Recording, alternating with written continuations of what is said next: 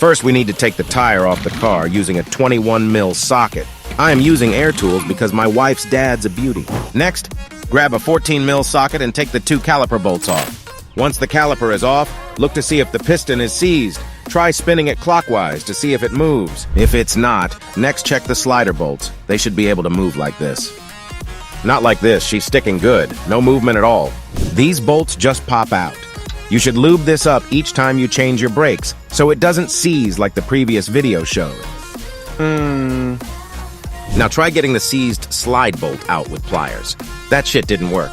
Use penetrating fluid to hopefully loosen it up a bit. If pliers don't work, try to bang that off with a hammer. All right, time to get serious. I'ma take the bracket off and try something else out. That's another 14 mil socket and 2 bolts. Man, air tools are sweet. All right, now that's off. Time to put it in a vise and start working the bolt out.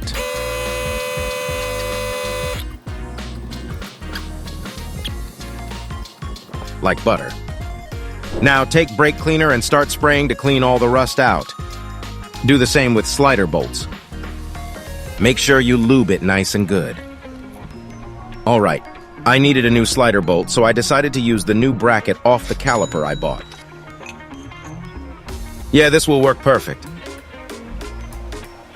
Now time to install new hardware on the new bracket so the pads will fit nice and snug.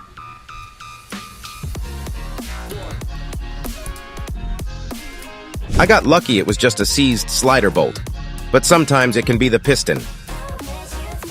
Invest in air tools if you get the chance. Install brake pads into the new hardware. Reinstall the caliper. Now put that tire back on and go for a drive. You should feel the car driving with less tension and the brakes shouldn't be getting hot with normal use. Again, finding a girl with a dad who has air tools might be a good life decision. Subscribe for more money-saving jobs.